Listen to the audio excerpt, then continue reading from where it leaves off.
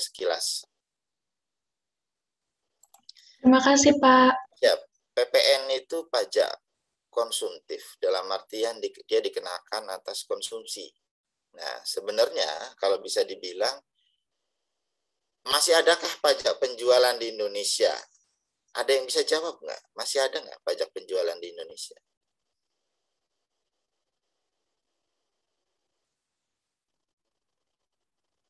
Ada? Masih ada nggak?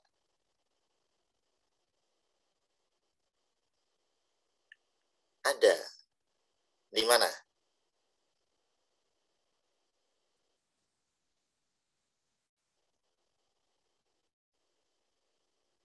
PPN pajak yang dikelola oleh pemerintah pusat. Maka yang dikelola oleh pemerintah daerah namanya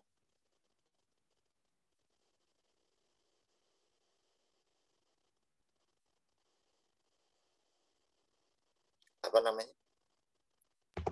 Ayo. Salah satu pajak daerah, Pak. Iya, salah satu pajak konsumsi yang ada di daerah deh. Ya iya, pajak daerah. Kalau yang PB1 itu bukan, Pak? Boleh. Salah satu contohnya apa? Pajak restoran. Iya, pajak restoran. Coba ngelihat skemanya. Seperti itu. Si pemilik restoran gitu ya, pengusaha restoran, dia akan memungut. Ada pengkreditan nggak? Nggak ada. Berapa yang dia pungut di situ? Pajak restorannya gitu ya, pajak hotel, apalagi banyak ya, resto, hotel, parkir gitu kan, banyak kan. Berapa yang dipungut, itulah yang disetorkan ke kas daerah, ya kan. Jadi pajak penjualan hilang apa enggak? Jawabannya enggak hilang. Diadopsi di pajak daerah tanpa mekanisme pengkreditan, enggak ada tuh. Jadi restoran dia mungut, misalkan kalian makan gitu ya, bayar misalkan 200.000, atau teman-teman ada yang bisa biasa ngopi gitu, misalkan bayar 66.000 untuk satu cangkir kopi Starbucks misalkan gitu ya. Berarti sama aja teman-teman tuh misalkan bayar 6.000 gitu. Kalau misalkan tarif pajak restorannya 10%. Biasanya sama 10%. Nah, dia ketika memungut pajak restoran 6.000 tadi, atau 10% tadi, dia wajib setorkan seluruhnya ke kas daerah. Tanpa dia boleh mengurangi, misalkan Starbucks tuh kopi, beli kopinya berapa, ya kan? Beli bubuk kopinya berapa? Beli apa tempatnya tuh yang kertas tuh apa namanya? Ya gitulah ya, cupnya gitu ya. Beli cupnya berapa nih? Nggak ada mekanisme pengkreditan gitu loh. Dan sejujurnya teman-teman, yang namanya pajak konsumsi ini, yang nanggung beban pajaknya siapa coba? Yang mengkonsumsi barangnya, Pak. Betul, Dava. Yang mengkonsumsinya siapa? Konsumen. Ya, jadi apa ya? Saya kadang-kadang miris gitu. Kalau misalkan ada pengusaha restoran dan segala macam, dia mungut dari konsumennya berapa? Misalkan dia omsetnya 1 tahun, misalkan 2M gitu ya. Total selama 1 tahun kan akan memungut pajak resto 200 juta nih, ya kan? Dia setor ke kas daerah hanya 120 juta gitu. 80 jutanya dia tilep. Dia laporkan dia omset dia hanya 1,2 M. Kadang-kadang miris. Ya nggak sih? Itu bukan duit dia gitu loh, ya Allah. Itu bukan duit dia. Itu duit konsumen. Jadi saya ketika diundang daerah-daerah, saya bilang, teman-teman, pengelola kas daerah, pemungut pajak daerah, tolong sampaikan hal ini dalam sosialisasi ke perusahaan-perusahaan, saya bilang, ke pengusaha resto, pengusaha hotel, dan segala macamnya. Intinya apa? Yang diambil oleh kas daerah itu bukan duit Anda, ya enggak? Bukan duit Anda gitu loh. Jadi Anda nggak usah keberatan. Itu adalah uang yang dititipkan kepada Anda. Kenapa? Karena Adam Smith tadi bilang gitu ya, di awal-awal tadi, Adam Smith ngomong apa? Pemungutan pajak itu harus efisien. Lah kalau misalkan apa? Satu restoran ada satu petugas pajak daerah nongkrong di situ. Dia bukanya dari jam 8 pagi sampai jam 9 malam gitu loh. Nungguin aja ngitung berapa. Butuh berapa petugas pajak? Bisa teman-teman bayangin. Ya nggak? Maka nggak efektif. Biaya pemungutan pajaknya terlampau tinggi. Maka supaya murah, dan yang paling murah itu adalah skema pajak tidak langsung. Dibebankan ke si pengusaha. Pengusaha, Anda saya bebankan tanggung jawab untuk memungut pajak dari konsumen. Selanjutnya, bulan berikutnya, silakan storkan pajak yang sudah dipungut itu ke kas daerah. Atau kalau PPN ke kas negara. Gitu ya kan? Sehingga apa? Kan simple. Jadinya kan apa ya? Pengawasannya kan tidak langsung. Tinggal ngecek aja. Tiap bulan dia store berapa gitu ya. Nantinya sampling gitu. Nggak mesti naruh satu titik. Makanya pemungutan pajak tidak langsung itu sifatnya murah. Kenapa? Karena tanggung jawabnya udah dilimpahkan nih si pengusaha. Anda nggak patuh, Anda rugi. Ruginya bagaimana? Pertama, misalkan begini, saya pernah ketemu waktu diundang salah satu Pemkot, ya udahlah kita sebut aja Pemkot Bekasi. Pemkot Bekasi ngundang saya gitu ya sebagai pembicara. Petugas pajak daerahnya bilang begini, Pak, ada resto, dia sudah punya NPWP daerah, dia bilang apa? Karena dia masih baru, dia tidak memungut pajak resto dulu. Nah, saya bilang, tetap kena. Loh kok kena Pak? Katanya kan. Bapak bilang tadi pajak resto itu termasuk pajak tidak langsung. Dipungut gitu ya, dipungut oleh si pengusaha, kemudian distorkan ke kas daerah. Kok tetap bisa kena Pak? Iya kena. Kenapa? Karena dia sudah dibebani tanggung jawab, tapi dia lalai. Ya nggak? Dia lalai. Dia tidak memungut gitu loh. Berarti apa? Salahnya adalah di dia, bukan di konsumennya. Kalau konsumennya, diskon nih, ya kan tahunya kalau awal-awal kan diskon gitu ya. Wah diskon katanya kan, gini segini harganya. Wah oke, beli. Terserah si pengusahanya. Kalau pengusahanya dia nggak mungut, pengusahanya yang salah. Berarti apa? Akan timbul beban pajak dari dirinya sendiri. Kenapa? Karena dia lalai. Dia tidak mungut. Maka uang dia yang diambil kan, jadinya kan, untuk setor ke kas daerah. Nah jadi dan itu berhasil ya, dalam artian pengusaha-pengusaha itu jadinya paham gitu loh. Oh iya benar ya. Berarti kalau misalkan kayak PPN, kayak pajak resto, itu bukan duit dia gitu loh. Bukan duit dia. Mohon maaf kalau kita bisa bilang, kalau Anda mau main-main, main-mainlah di PPH. Ya nggak? Ya. Kalau pajak penghasilan itu kan dari keuntungan lo gitu loh.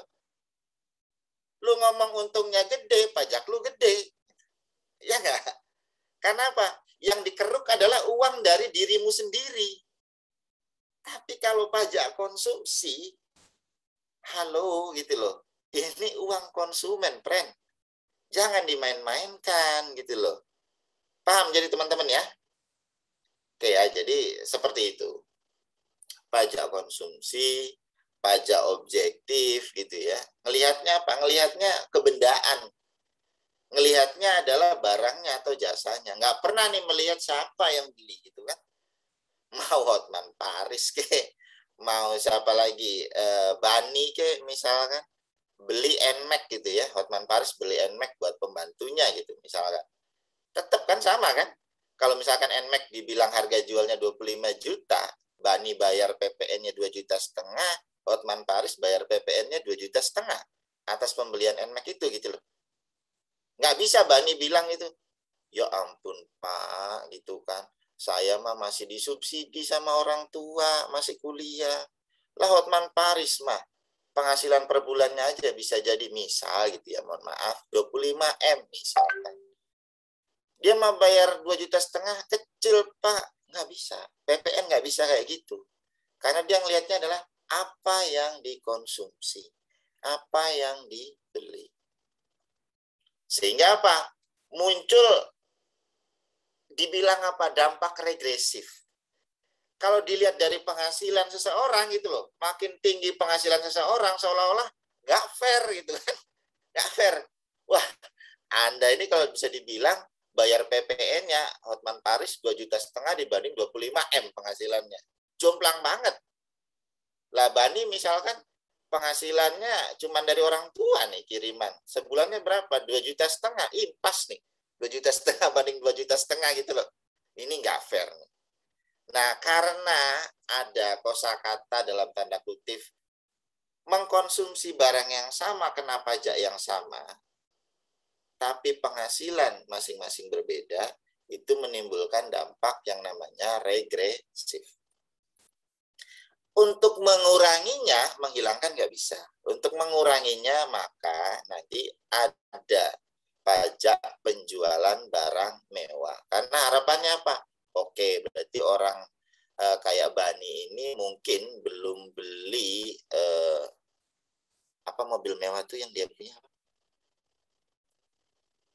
Lambo, misalnya.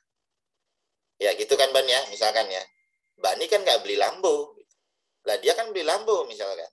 Harganya aja misalkan 10 M. PPN-nya kan 1 M. Belum lagi PPN BM-nya misalkan. Ya kan, 75% misalkan. Atau 100%. 100% dari segitu ya, mahal juga kan. Tapi kan hanya dia yang kena gitu loh. Ya, orang-orang yang mengkonsumsi barang mewah, maka akan dikenakan PPN BM. Selain PPN. Jadi seperti itu ya.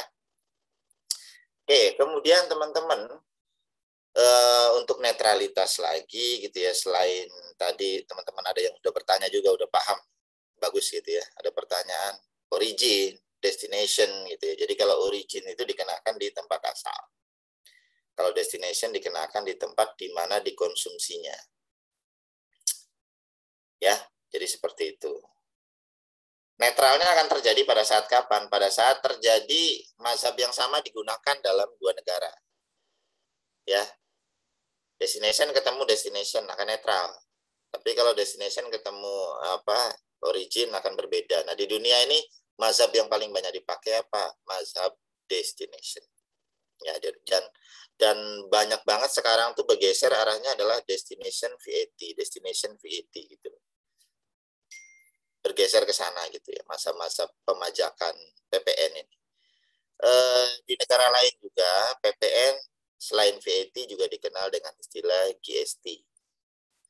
Ya, goods and service tax, sama aja itu, sama aja. Ya, jadi jangan teman-teman bilang PPN beda sama GST, enggak, sama aja ya. Kemudian PPN yang disetorkan ke kas negara ada 3 metode ya. Yang dipilih sama Indonesia apa? Yang indirect subtraction method. Kenapa indirect? Mesti lewat faktur gitu, mesti lewat invoice. Ya karena sejujurnya mohon maaf, kita belum terlalu yakin terhadap laporan keuangan dari suatu perusahaan. Beda sama Jepang itu ya.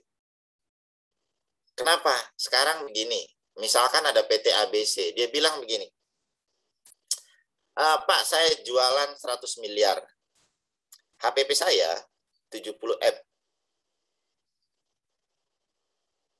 Kita yakin nggak bahwasanya HPP dia 70 M?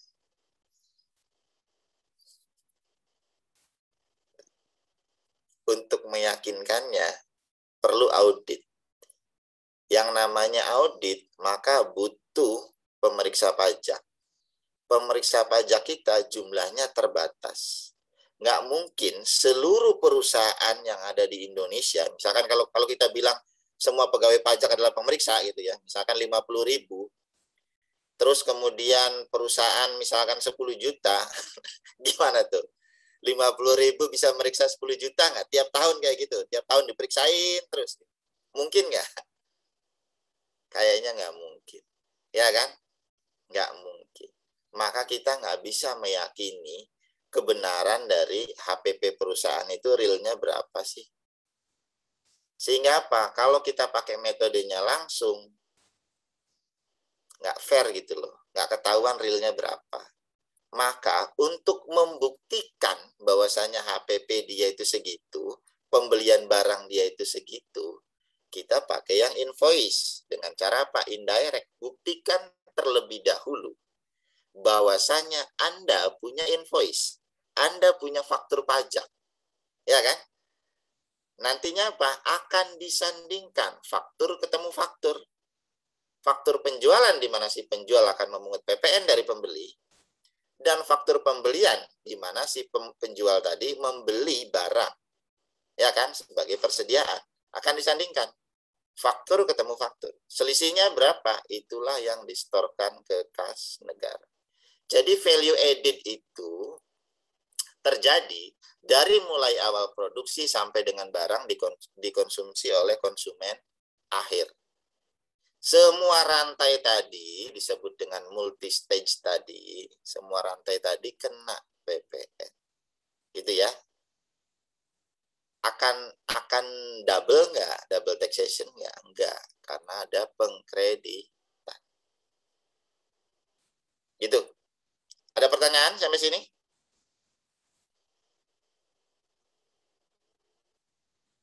Mungkin ada yang belum puas tadi.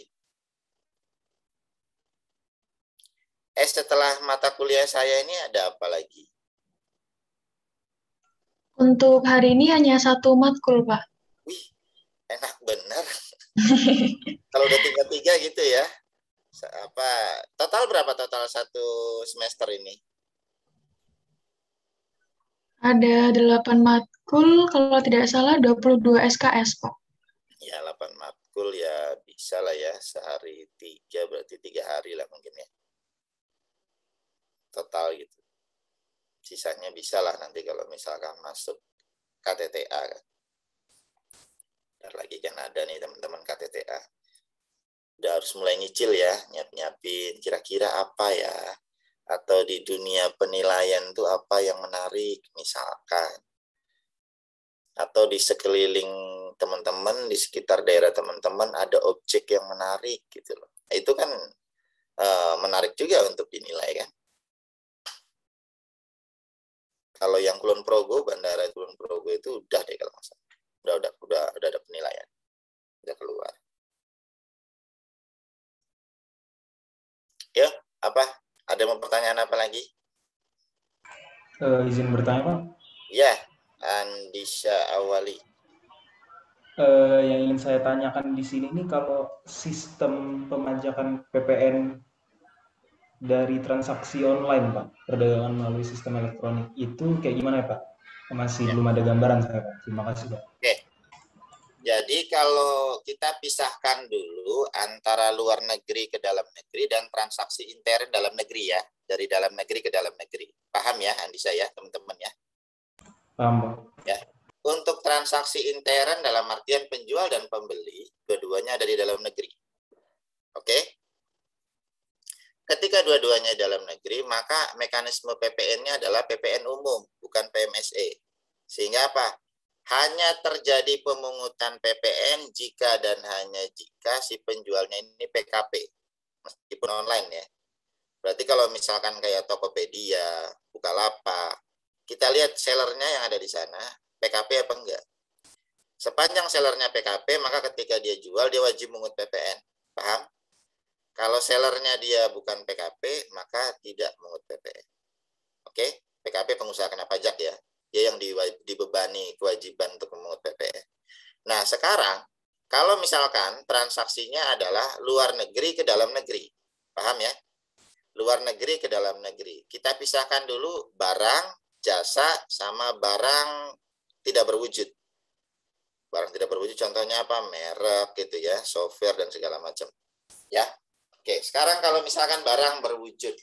Ketika barang berwujud, maka mekanismenya adalah impor, Andisha. Kalau impor, teman-teman kalian yang Botax, itulah penjaga gawang impor Indonesia. Mereka akan ada berada di pelabuhan atau bandara atau kantor pos besar di Indonesia. Gunanya untuk apa? Setiap barang yang masuk ke Indonesia, kalau ketentuan terbaru itu yang nilainya di atas 3 US dollar gitu ya, maka akan kena PPN impor. Jadi wajib bayar PPN impor. Ya. Mungkin nggak masuk Indonesia nggak bayar PPN impor? Jawabannya mungkin. Ayo, kira-kira ada yang mau ngasih contoh nggak? Transaksi seperti apa? Barang masuk ke Indonesia, tapi nggak kena PPN. Maksudnya dia ngakalin gitu ya. Nanti saya bilang harusnya kena. Nah sekarang dia ngakalin bagaimana supaya nggak ketemu bea cukai. Karena kan ketika masuk pelabuhan, set, bayar PPN. Ayo, bandara keluar barang kena PPN. Kira-kira yang bagaimana tuh? Yang mereka bisa mengelabui. Mungkin itu Pak, barangnya dibuang ke laut terus ada yang ngambil Pak. Kalau nggak salah itu ada kasusnya Pak. Dibuang keluar gimana tuh? Loh, dibuang ke laut. Oh, dibuang ke laut. Terus? Itu pakai boxnya. Habis itu nanti ada temen yang udah kong kali kong untuk ngambil barang itu Pak. Soalnya ada pernah kasus kalau nggak salah Pak, saya pernah baca gitu. Kong kuadrat gitu ya, kong kali kong ya Pak. Oke, jadi banyak ya, banyak. Pertama, solar itu sering terjadi. Jadi kapal dari luar negeri bawa solar masuk ke Indonesia. Ternyata apa? Dia nggak sampai ke pelabuhan. Dia dagang itu solar di laut. Ada kapal yang belayar, dia tawarin. Butuh solar nggak? Gini, segala macam. BC tahu apa nggak? Ya jawabannya nggak tahu. Kecuali kalau dia lagi operasi. Ya kan? Yang lagi pakai kapal itu lagi operasi. Nah, baru ketahuan. Kena gitu loh. Penyelundupan. Tapi kalau posisinya dia lagi tidak sedang beroperasi, kan nggak ketahuan. Tetap akan kena nggak? Tetap. Jawabannya siapa? Ya ketika yang belinya. Di perusahaan Indonesia, yang kapal Indonesia ini ketika beli dari sana, dia tetap akan bayar PPN. Oke, kemudian ya mungkin seperti Dava tadi lagi, dibuang di tengah laut gitu loh, kemudian diambil. Kemudian ada lagi teman-teman pernah nonton ini nggak, atau misalkan tahu rumah-rumah Pantai Indah Kapuk gitu. Dan segala macamnya. Di belakang rumahnya, Pren, itu ada garasi untuk kapal, Pren. Jadi teman-teman bisa ngebayangin gitu loh, kalau misalkan yang seperti Dava bilang tadi, dibuang di tengah laut, bisa diambil, itu masuknya, belum bisa jadi nggak ke pelabuhan gitu loh. Bisa jadi langsung ke rumah, karena itu satu contoh, dia itu punya kapal dan dia bisa langsung masukin kapal ke rumah dia. Kapal pesiar ya gitu dan segala macam. Kita nggak tahu kalau misalkan yang diselundupin narkoba, ya nggak ada Pak. Narkoba lewat BC wassalam dia, maka lewat laut seperti itu. Kan pernah juga ada kasus, ada kapal pesiar kayak gitu, bersandarnya di mana? Anyer. Di Anyer loh. Tapi untungnya itu ketangkap gitu loh. Karena ada informasi kan. Lagi bego aja. Bersandar ke Anyer, ketangkap dia. Ya kena, pasti salah satu pasal yang akan dikenakannya itu adalah yaitu bayar PPN impor. Kenapa? Karena pajak itu tidak peduli dia itu legal, ilegal. Nah, peduli. Urusan pidananya itu urusan lain gitu loh. Urusan perpajakannya itu hal yang menjadi poin tersendiri. Tetap kena pajak. Gitu ya. Nah, jadi ada kemungkinan potensinya seperti itu. Maka kalau barang bisa kita bilang diminimalisir, ya nggak? Karena ada teman-teman dari bea cukai tadi. Bisa diminimalisir. Dan batasannya udah rendah banget loh, 3 US dollar, buset. Harga barang apa sih? Ya kan? Di atas 20.000, udah kena. 3 US dollar berapa? 60, 75, 80 lah ya. Di atas 80.000 udah kena gitu loh. Jadi ya udah sangat terfilter dengan baik gitu loh oleh teman-teman bea cukai. Nah, sekarang kita lihat bagaimana dengan jasa dan barang tidak berwujud. Ya kan? Sekarang gini deh, kalau misalkan kita bilang gitu ya. Jujur-jujuran aja deh, jujur-jujuran. Pegang HP masing-masing, ada aplikasi apa aja. Yang berbayar loh. Misalkan ada Spotify, kemudian apa lagi? Yang berbayar apa lagi ya kira-kira? Netflix, apa lagi? Apa lagi tuh? View, Nggak, kita fair-fairan aja, nggak usah takut. YouTube, Pak. view, Hah? view. View. Saya nggak paham. Aplikasi apa itu, Nabila? View. Semacam Netflix gitu, Pak. Semacam Netflix. Oke. Kemudian apa lagi ya? Apa lagi? Kalau lagu kan Spotify ya. Video Netflix yang berbayar. Film-film itu. Terus apa lagi ya? Ada lagi nggak? Dokumen atau misalkan yang scan berbayar, kemudian yang translate berbayar, apa segala macam. Itu kan kadang-kadang ada juga kan ya? Kemudian tanpa kita sadari juga banyak artis-artis gitu ya, atau pengusaha-pengusaha Indonesia yang masang iklan di YouTube, ya nggak sih? YouTube, Facebook, segala macam. Nah sekarang kalau kita mikir, YouTube ya, Facebook, Google, segala macam, ada nggak di Indonesia? Dia pinter, naruhnya di Singapura. Ya kan? Sekarang kalau misalkan dia naruhnya di Singapura, kemudian kita di sini konsumennya memanfaatkan itu. Ya kan? Memanfaatkan atau mengkonsumsi bahasa PPN-nya. Mengkonsumsi jasa tadi. Di mana jasa tersebut kena PPN, kena pajak. Maka harusnya siapa? Menurut undang-undang kita, harusnya adalah konsumennya yang di Indonesia yang harus setor. Karena dia pihak di luar negeri. Ya, menurut undang-undang PPN awal dulu nih, sebelum kita ngomongin PMSE ya. Ketentuan awalnya seperti itu. Nah, kalau seperti itu, maka pernah dapat ini nggak pengantar perpajakan? Sudah, Pak, kemarin. Perpajakan Ya. 1. Iya. Ada dijelasin nggak, Dava? Namanya self-assessment system. Ada, Pak, pelaporan sendiri, Pak. Ada.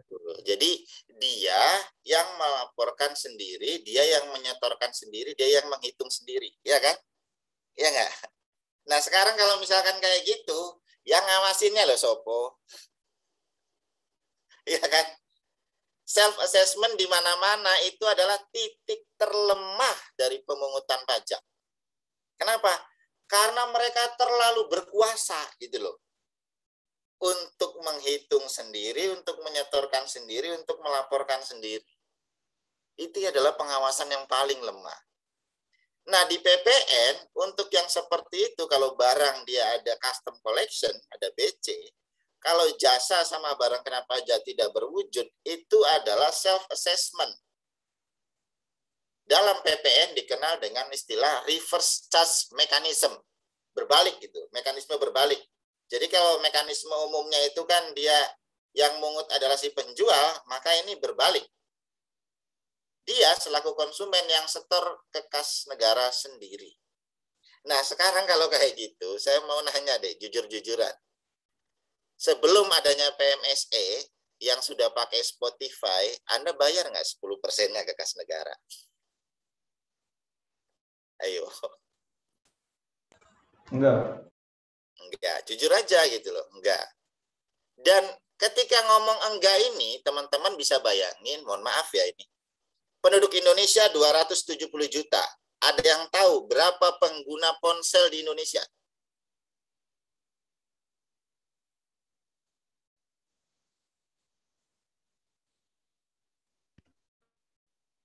Kalau nggak salah 3 kali lipatnya dari penduduk kalau nggak salah, Pak. 350 juta, Dava. Jadi betapa masifnya dunia digital, konsumen digital di Indonesia. Jadi teman-teman bisa bayangin gitu loh. Kalau misalkan satu orang aja tadi misalkan ada kewajiban PPN yang harus disetorkan sendiri gitu ya. Tadi misalkan Spotify 50 ribu apa berapa? Ya misalkan kita anggap 50 ribu gitu ya, 5 ribu. Netflix 50 ribu, 5 ribu. 10 ribu aja satu ponsel gitu. Kali 350 juta. Udah berapa tuh coba? Ya kan? Makanya skema yang ada di Undang-Undang Nomor 2 Tahun 2020 ada namanya dikenal PMSE. Dibelokkan skemanya. Kenapa? Karena ketika tadi dia bilang pengusahanya tadi di Singapura, konsumennya di Indonesia, secara PPh dia nggak bisa dikenain loh PPh-nya. Konsumen yang di Singapura itu. Makanya secara pajak internasional itu mereka udah keke banget, udah fix banget tuh dari sana. Dia nggak mau di Indonesia. Kenapa tarif pajak Indonesia lebih tinggi gitu kan? Makanya dia di sana. Nah, tetapi kalau secara PPN, kalau PPh itu ada namanya perjanjian penghindaran pajak berganda, tax treaty. Ya kan? Nah, sekarang di tax treaty itu ada PPN nggak? Nggak ada, Fred.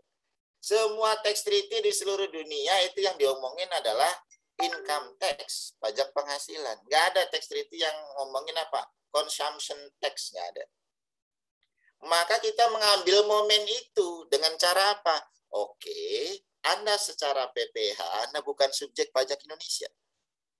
Tapi secara PPN, you merupakan pemungut PPN. Supaya agak sedikit berbeda, gitu kan? Maka dikenal istilahnya PPN PMSE. Perdagangan melalui sistem elektronik. Jadi mereka yang ada di luar negeri sana gitu ya, dinyatakan sebagai pemungut. Anda pungutlah dari konsumen-konsumen yang ada di Indonesia. Kemudian apa? Anda setorkan ke kami, kata DJP. Dan itu setorannya udah alhamdulillah.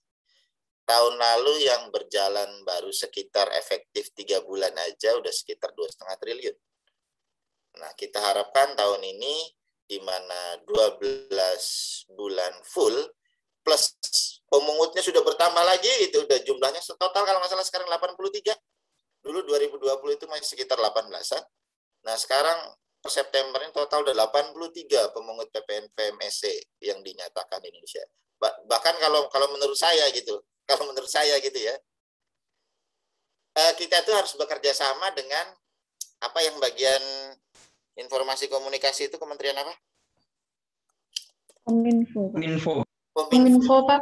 Ya, mereka itu ketika datang ke Indonesia menjaring konsumen Indonesia itu kan harus izin Kominfo. Kalau nggak diblokir, ya nggak? Nah, kita tuh harusnya Kementerian Keuangan sama Kominfo tuh begini gitu loh. Paham nggak? Dia daftar langsung dia ditunjuk jadi pemungut PPN PMSE. Gitu loh. Ya kan? Jadi jangan nunggu, mohon maaf, dia udah tenar dulu, udah trending dulu, udah mungut sekian banyak dulu di Indonesia, baru nanti ujung-ujungnya, udah terlampau banyak nih uang konsumen kita yang mengalir ke sana. Apa yang bisa kita pajaki dari sana? Mari kita berbagi pie gitu misalnya, segala macam.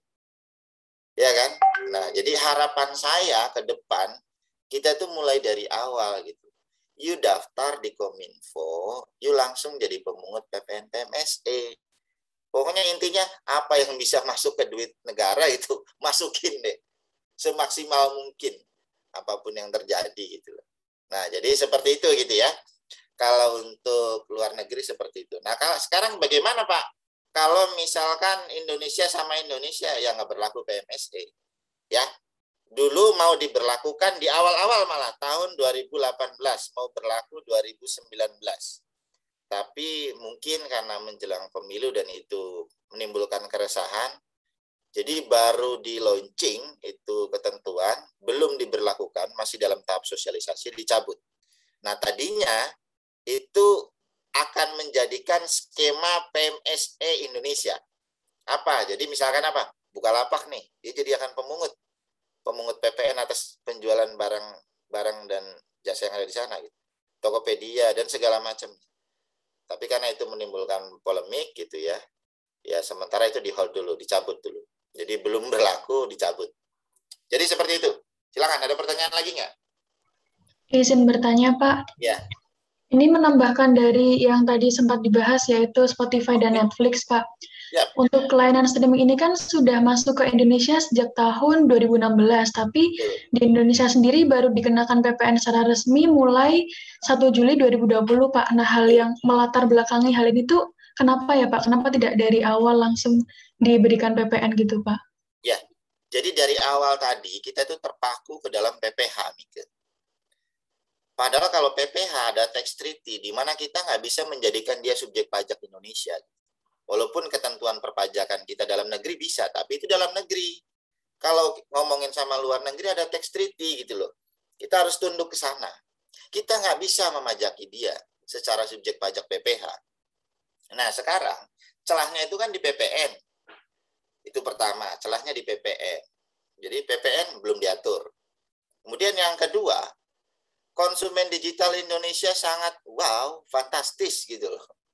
Jadi yang tadi saya bilang jumlah penduduk ada 270 juta. Pengguna ponsel 350 juta. Ya jujur sih, saya sendiri aja 2 HP. Ya kan? Jadi saya termasuk dalam yang meningkatkan jadi 270 jadi 350 itu. Jujur aja gitu kan. Dan nggak mungkin HP saya yang satu juga cuma bisa buat nelpon. Kan nggak mungkin kan. Semua ada porsinya masing-masing gitu. Nah, jadi potensi ekonomi digital kita tuh wow, fantastis banget loh Indonesia itu. Sayang banget kalau kita nggak bisa memajaki itu. Nah, makanya ya menurut saya lebih baik sadar agak lama ketimbang nggak sadar-sadar gitu, Mika. Ya, jadi karena PPN tidak diatur di tax treaty, kemudian yang kedua konsumen digital di Indonesia sangat fantastis. Yang ketiga, potensi ekonomi digital di Indonesia sangat fantastis juga. Dan itu sayang untuk kita lewatkan, gitu loh. Makanya dengan PMSE ini kita ubah skemanya menjadi tidak langsung lagi. Dari yang awalnya tadi langsung kan. Nah harapannya saya ke depan, saya pengen Kemenq segera memberlakukan PMSE intern transaksi Indonesia. Supaya sama gitu loh. Anda mau beli di Bukalapak, Anda mau beli Tokopedia, Anda beli di Indomaret gitu ya, semua sama. Kena PP. Jadi seperti itu. Baik Pak, untuk yang di Kementerian Keuangan ini tadi Pak, kalau setahu saya di DJP itu sudah ada semacam website yang terintegrasi untuk para pengusaha di e-commerce itu untuk bisa dikenakan PPN ya Pak. Tapi kalau setahu saya ini masih on demand, jadi DJP hanya meminta data yang dibutuhkan, tidak semuanya terintegrasi gitu ya Pak, untuk yang terkait PMSE tadi. Iya, jadi kalau yang untuk transaksi Indonesia, e-commerce Indonesia itu hanya baru berkewajiban melaporkan transaksinya saja. Nah, dia PKP enggak? Dia PKP, tapi PKP atas dirinya sendiri, paham nggak? Jadi Bukalapak, PKP atas dirinya sendiri gitu loh. Jadi memungut PPN-nya atas apa? Ya PPN atas jasa yang dia dapat. Kan dia dapat fee tuh. Misalkan begini, misalkan siapa ya di sini? Oke, yang ada di depan saya, misalkan Nabila nih. Misalkan Nabila punya toko, misalkan Nabil Oke, misalnya Nabila ya, misalkan Nabil Oke. Nabila misalkan punya baju harganya, atau misalkan Nabila produksi jilbab. Jilbabnya dia jual di Bukalapak, harga jualnya adalah 80. Tapi karena si Bukalapak dia bilang minta fee 15% dari sales gitu ya. Nabila misalkan menaikkan harga jualnya misalkan jadi 100.000. Dari 80 jadi 100.000. Karena nanti kepotong sama fee-nya Bukalapak 15% gitu ya. Jadi 15.000-nya kan diambil sama Bukalapak. Nah, Bukalapak hanya mengenakan PPN atas apa? Yang 15.000 dia bebankan ke Nabila tadi. Gitu loh. Sedangkan transaksi umumnya adalah Nabila jual 100.000. Pembelinya siapa? Misalkan Mike. Nah, Nabilanya kan nggak PKP nih. Maka atas transaksi penjualan dari Nabila ke Mike nggak kena PPN. Gitu. Ya. Jadi Bukalapak hanya mengenakan PPN atas fee yang dia dapat dari transaksi tersebut.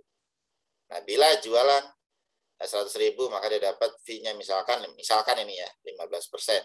Dari 15.000 itu kena PPN 1.500. Maka dia nagih ke Nabila 1.500 ya, nanti dipotong uang yang ditransfer ke Nabila. Begitu. Ya. Nah, ke depan saya harapannya adalah dia berlaku atas PMSE-nya. Kalau PMSE-nya maka akan berlaku pajak penjualan. PMSE nggak ada pengkreditan. Jadi berapa yang dia pungut, dia setorkan ke kas negara. Tapi kalau yang transaksi umumnya, ada mekanisme pengkreditan. Gitu, teman-teman. Baik, bisa dipahami, Pak. Terima kasih. Siap. Ini kita dasar-dasarnya dulu ya. Karakteristiknya, dasar-dasarnya dulu. Dari tadi saya ngomongin barang, jasa, barang kena pajak yang tidak berwujud segala macam minggu depan. Ya, nanti minggu depan kita ketemu lagi, kita kupas tuntas di situ. Bertahap, sedikit demi sedikit, supaya apa teman-teman paham. Kalau ada yang haus akan ilmu, saya udah share videonya. Ya, silakan dipahami dulu sambil nongkrong. Buka videonya Panana. Ya sesekali gitu ya, jangan YouTube mulu. Jangan YouTube mulu gitu, sesekali video saya gitu. Kan nggak apa-apa. Makanya saya share duluan. Kalau ada update terkait itu, nanti saya akan kabari di kelas. Atau nanti saya share juga deh nanti PDF-nya ya, supaya teman-teman bisa belajar juga gitu. Karena untuk ketika minggu depan kita ngomongin barang yang kena pajak gitu, ada Undang-Undang Cipta Kerja. Undang-Undang Cipta Kerja ada hal yang baru. Jadi batu bara itu menjadi barang kena pajak. Itu nanti akan saya sampaikan di PDF-nya aja ya. PDF-nya saya ubah, saya kirim nanti PDF-nya. Nanti minggu depan kita ketemu terkait itu. Oke, silakan ada lagi yang lain? Izin bertanya, Pak. Ya, silakan. Jangan tabrakan, satu-satu, pelan-pelan. Ya, pelan-pelan. Silakan. Ini masalahnya kalau kalian nggak nanya, saya kasih kuis. Ayo. Saya mah gitu aja. Saya dianggurin, saya kerjain kalian. Ayo siapa tadi? Arnold, siapa tuh? Iya, Pak. Ya, apa? Baik, Pak. Terima kasih, Pak. Yang ingin saya tanyakan itu, Pak, terkait dengan tipe pengkreditan PPN atas barang modal, Pak. Kan di sini ada salah satunya itu dengan metode net income type VAT itu, Pak. Yang dimana itu pembelian barang modal hanya boleh dikurangkan sebesar persentase penyusutan. Nah, di sini persentase penyusutannya itu apakah sesuai dengan pola penyusutan dari DJP juga, Pak, yang adanya kelas-kelas gitu, Pak? Seperti kelas 1, kelas 2 gitu, Pak. Penggolongan-penggolongan. Itu juga, Pak? Iya, ikut ketentuan perpajakan. Tapi ini kan nggak dipakai, bro. Yang dipakai di Indonesia kan consumption. Ketika di situ beli, maka di situ dapat dikreditkan seketika sekaligus. Jadi dikreditkan seketika sekaligus. Ya, itu nggak dipakai. Baik, Pak. Terima kasih, Pak. Iya. Ada lagi tadi yang tabrakan? Ayo siapa? Ayo. Saya Pak izin bertanya, Pak. Ya, Wesley. Iya, Pak. Jadi saya. Kamu yang Batam ya, Wesley ya? Dari mana? Iya, Pak, dari Batam. Pas banget saya juga mau tanya tentang Batam gitu, Pak. Tapi nggak ada di RPS loh fasilitas, Wesley. Iya, Pak. Tapi ya, apa-apa. Apa ya, Pak? Saya ingin lebih jauh paham lagi sih, Pak. Tadi kan Dava ada ngebahas di WA Group tentang destination sama origin principle gitu, Pak. Kemudian mengingat kembali bahwa beberapa daerah di Kepulauan Riau itu seperti contohnya Batam, Bintan, dan Karimun itu merupakan daerah FTZ gitu, Pak. Jadi apakah free trade zone ya, kalau teman-teman belum paham FTZ? Ya, merupakan daerah free trade zone gitu kan, Pak. Jadi apakah tidak menganut dua prinsip itu, Pak? Kemudian yang ingin saya tanyakan, mengingat kembali bahwa daerah Batam itu dekat dengan Singapura dan banyak daerah offshore gitu, Pak, di Batam ini. Dan bagaimana jika kalau ada kasus sebuah kapal melakukan docking atau perawatan di salah satu pelabuhan di Batam gitu, Pak. Mengingat juga kalau Batam itu merupakan daerah pelabuhan bebas gitu, Pak. Bagaimana perlakuannya gitu, Pak? Terima kasih. Iya. Oke, sudah, Wesley? Sudah ya? Sudah, Pak. Jadi ya memang kita itu ada kekhususan. Dan untuk yang FTZ itu dia yang mendapat. Jadi begini, kalau kawasan berikat gitu ya. Ini teman-teman nggak belajar fasilitas, tapi ini saya kasih tahu sedikit aja ya. Kalau kawasan berikat itu melekatnya kepada si pengusahanya. Jadi lingkupnya adalah lingkup pabrik. Itu kawasan berikat. Makanya teman-teman mungkin kadang-kadang coba deh jalan-jalan di sekitarnya yang dekat-dekat daerah pabrik. Nah, kadang ada tulisan tuh kawasan berikat apa gitu ya. Atau pengusaha di kawasan berikat apa. Kenapa? Karena dia melingkupi hanya satu pabrik. Dan itu pasti pabriknya tertutup. Pintunya cuma satu. Pasti kayak gitu. Nah, kalau FTZ, Free Trade Zone, itu lingkupnya adalah pulau. Lingkupnya adalah pulau. Jadi apa? Satu pulau itu bebas PPN. Makanya nggak cuman pengusahanya di sana, pabrik-pabrik segala macam. Wesley ini kalau dia ke Indomaret yang ada di sana, dia beli misalkan apa? Harga es krim misalkan 10.000 gitu ya kita anggap. Kalau teman-teman di tempat lain bayarnya 11.000, ada PPN 1.000 kan. Kalau Wesley harga es krimnya 10.000, dia bayar 10.000. Nggak ada PPN-nya. Ya, karena apa? Lingkupnya satu pulau. Nah, ada kekhususan tersendiri. Ya. Nah, dia punya kekhususan itu apa? Konsumsi yang ada di sana, gitu ya, maka akan bebas PPN. Sehingga kalau bebas semuanya, maka nggak ada PKP di sana. Ya, nggak ada PKP, nggak ada pengusaha kena pajak di sana. Kenapa? Karena ya ngapain? Ya kan? Orang dia jualnya bebas, ngapain PKP gitu. Nyapain laporan doang. Nah, terus bagaimana Pak? Itu kan kalau dikonsumsi di sana, ya kan? Kalau dikonsumsinya nggak di sana, misalkan apa? Oleh pengusaha, tapi bukan di Batam. Misalkan apa? Ada pengusaha Jakarta punya kapal docking ke sana untuk perbaikan. Itu ya, Wesley ya. Kena PPN nggak? Jawabannya kena. Tapi yang mungut siapa? Apakah si pengusaha di Batam? Enggak, kan dia bukan PKP. Ya kan? Maka si pengusaha di Jakarta inilah yang akan store sendiri PPN. Gitu. Pun demikian kita itu kalau jual ke Batam, kita misalkan pengusaha Jakarta nih, kirim barang ke Batam, itu dapat fasilitas juga. Tidak dipungut PPN-nya. Nanti kita bahas di belakang-belakang deh, bedanya dibebaskan, bedanya tidak dipungut gitu ya. Dan segala macam. Dan sekarang yang COVID nih ada lagi istilah ditanggung pemerintah. PPN ditanggung pemerintah untuk beberapa barang-barang yang terkait dengan fasilitas COVID. Gitu ya, nanti ada sendiri. Jadi intinya seperti itu ya, Wesley ya. Oke. Baik Pak, terima kasih Pak. Siap. Ada lagi teman-teman.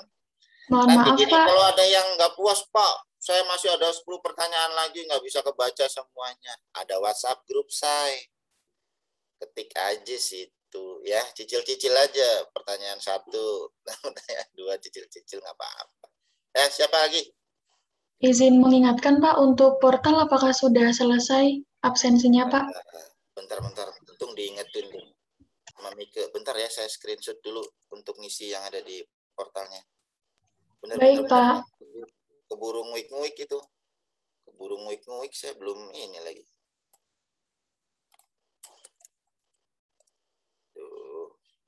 Start Microsoft Paint.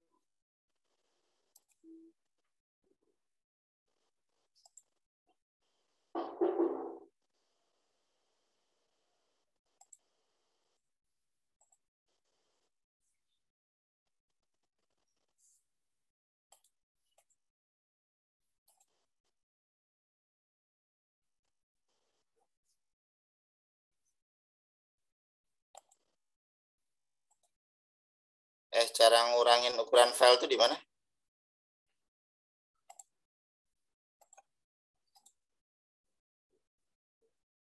Saya biasa pakai converter online, kompres. Nggak bisa ke save lagi. konverter online nih. Tuh.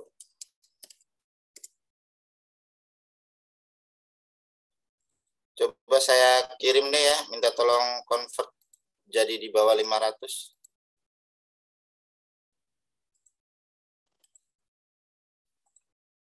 Nah, siapa yang bisa deh tuh? Minta tolong.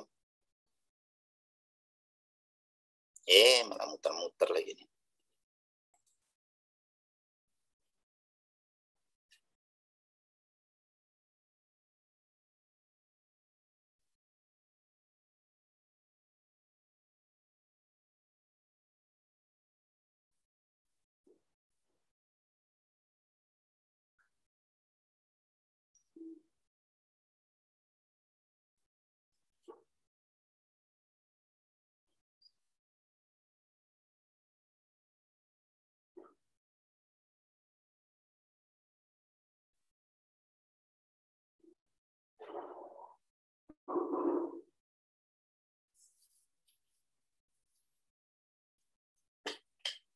Ya ampun.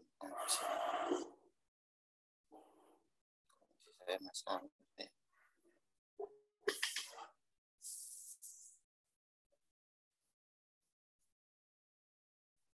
Bisa.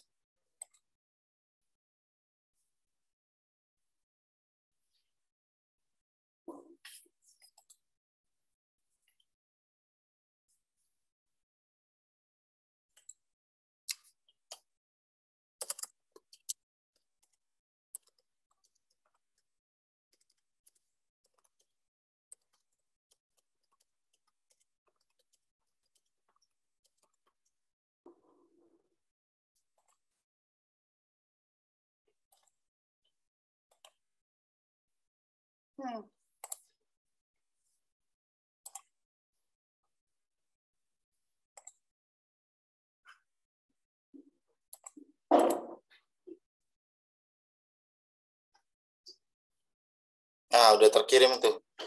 Ada yang bisa bantuin nggak? Maksimal 500 kilobyte.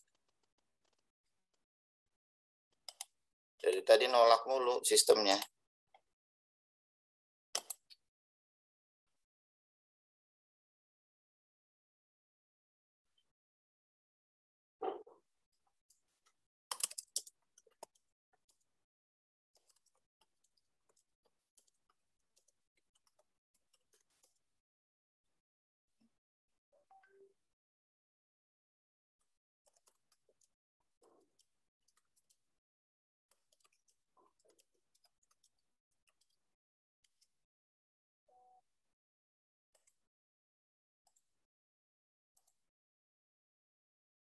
Bisa nih udah. Iya Pak, itu tadi dilihat udah 200 kilobyte. 200 ya, syukurlah. Saklek nih portalnya.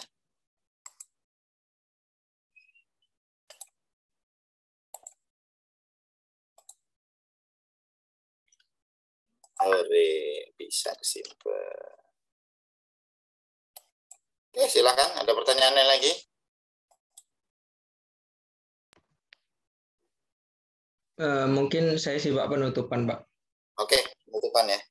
Ya udah. Terkait ya Pak. Apa? Apa? Terkait PPN ini Pak, sebenarnya itu apakah PPN ini itu hanya dikenakan terhadap barang baru atau barang bekas pun bisa dikenakan PPN Pak? Tapi kan misalnya barang bekas dikenakan PPN berarti nanti 2 kali dong Pak terkena PPN-nya. Kan ibaratnya pada saat kita beli baru udah kena PPN, masa nanti pas kita jual barang bekas kena PPN lagi Pak? Atau seperti apa? Misalnya kita impor barang bekas pun apakah kena PPN gitu Pak? Mungkin itu sih Pak. Yang dilihat adalah barangnya. Jadi dia tidak peduli bekas ataupun baru. Apakah akan 2 kali? Kan ada mekanisme pengkreditan, bro. Iya, jadi nggak masalah juga. Kamu beli barang baru nih, misalkan 500 juta. Udah dikreditin 50 juta. Tiba-tiba jadi bekas. Ketika kamu jual misalkan 50 juta. Karena PPN-nya hanya 5 juta kan. Iya gitu. Seperti itu, Bray. Ada lagi? Oh, siap. Ya, itu pernah jadi kasus juga. Bahkan waktu itu bukan barang bekas. Jadi perusahaan baja kan ada serpihan-serpihannya ya, potongan-potongan itu. Ya kan? Nah, itu dulu saya pernah tuh ngawasin wajib pajak kayak gitu tuh. Nah, kemudian ketika saya baru pegang itu ya, saya baca laporan keuangannya, ada other income.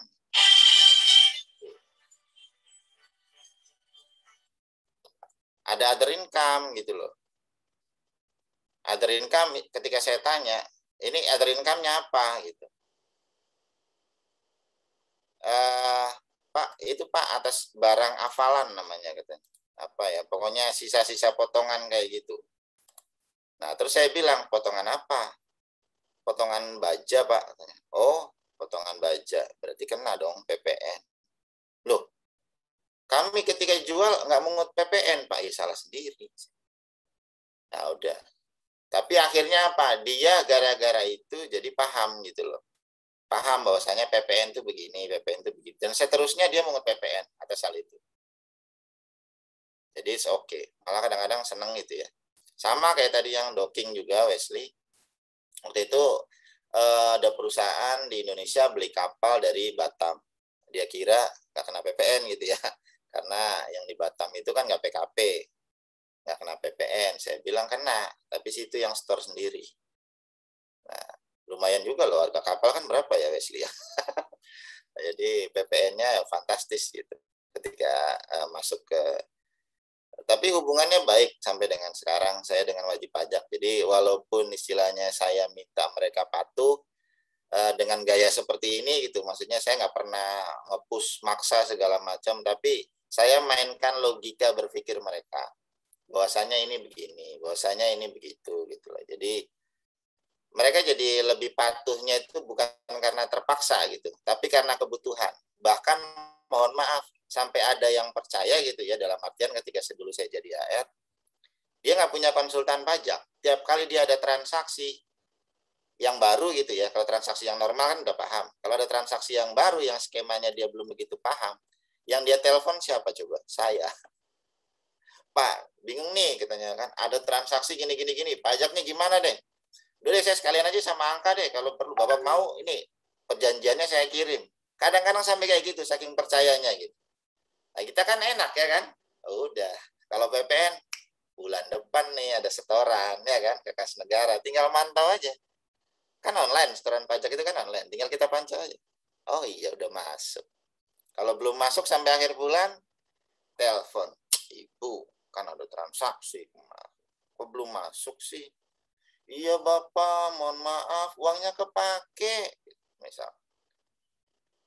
Ya, yang bulan depan ya Pak ya, nanti saya bayar. Ingat, nanti ada denda ya. Ada STP ya, ada bunga ya. Siap, katanya. Nanti kami bayar kok Pak. Oke, jadi enak gitu loh. Dia pun kadang-kadang yang kayak gitu tuh dikasih denda, dikasih bunga kayak itu. Oke Pak, kenapa? Mereka sadar mereka salah gitu. Dan udah tahu konsekuensinya apa gitu. Jadi kalau ketemu wajib pajak yang kayak gitu tuh udah oke banget gitu. Sering banget datang ke kantor gitu ya, bawa kayak gitu tuh perjanjian apa segala macam. Ada transaksi kayak gini, SPT tahunan sampai minta dibimbing gitu kan. Pak, ini laporan keuangannya, cara masuk-masukinnya gimana nih Pak, ini begini, ini begitu. Mungkin kemarin belajar perpajakan 1 kan? Ya kan? Nah, memasukkan laporan keuangan ke dalam SPT segala macam. Saking apa? Dia nggak mau salah.